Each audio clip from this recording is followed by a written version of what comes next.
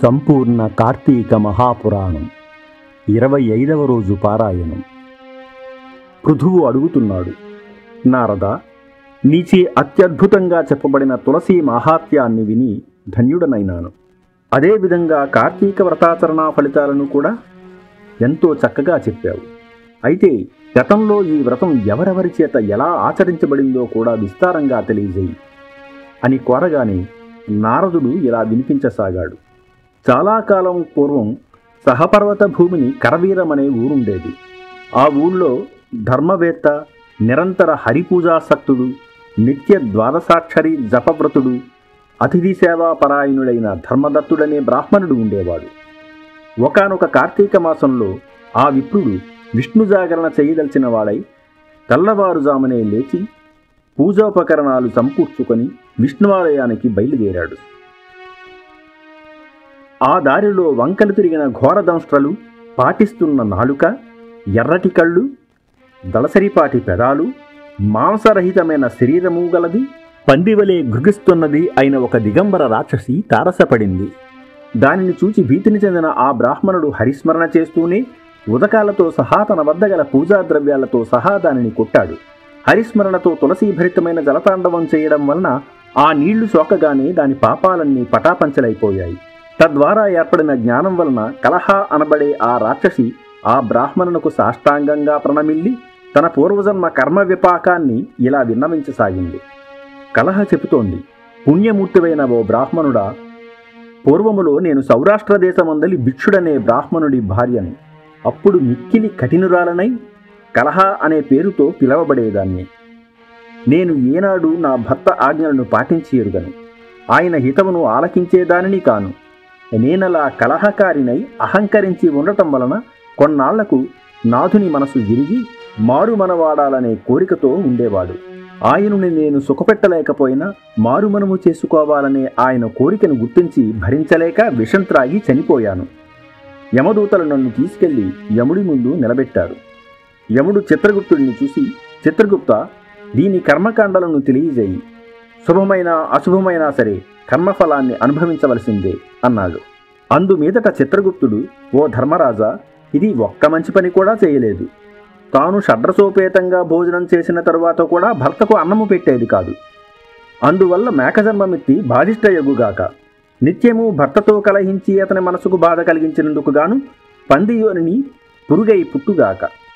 వండిన వంటను తానొక్కతే తినిన పాపానికి గాను పిల్లియోనిని పుట్టి తన పిల్లలను తానే తినుగాక.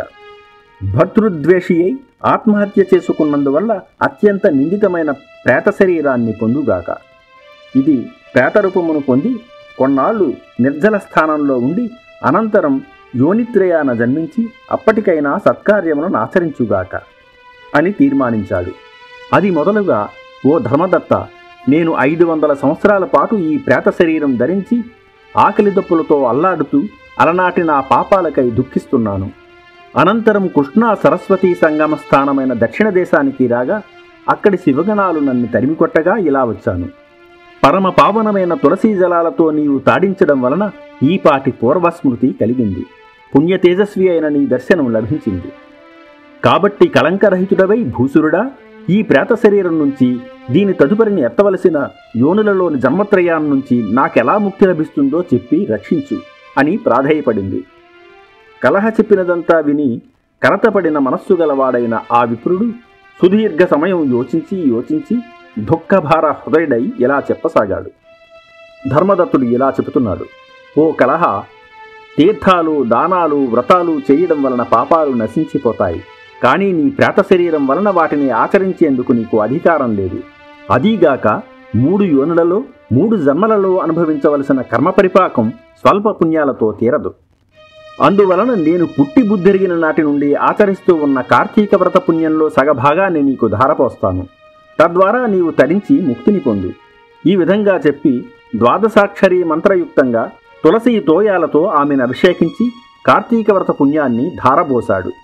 ఉత్తర క్షణంలోనే కలహ ప్రేత శరీరాన్ని విడిచి దివ్య రూపిణి అయి అగ్నిశిఖవలి లక్ష్మీకళతో ప్రకాశించింది. అమితానందంతో ఆమె ధర్మదత్తునికి కృతజ్ఞతలు చెప్పుకుంటూ ఉండగానే పుణ్యశీల, సుశీల అనే ద్వారపాలకుల చేత కలహ విమానమంద ఆసీనగా చేయబడి అప్సరోగణాల చేత సేవించబడసాగింది. ఆ విమానాన్ని చూస్తూనే అందులోని విష్ణుగణాలకు సాష్టాంగపడ్డాడు ధర్మదత్తుడు. సుశీల పుణ్యశీలలిద్దరూ అతనిని లేవదీసి సంతసం కలిగించే విధంగా ఇలా చెప్పసాగారు. ఓ విష్ణుభక్త, దీనులయందు దయాబుద్ధి గలవాడవు, ధర్మవిధుడవు, విష్ణుభక్తుడవు అయిన నీవు అత్యంత యోగ్యుడవు. లోకోత్తరమైన కార్తీక వ్రత పుణ్యాన్ని ఒక దీనురాలి కోసం త్యాగం చేయడం వలన నీ యొక్క 100 జన్మలలోని పాపాలు యావత్తు సర్వనాశనమైపోయాయి.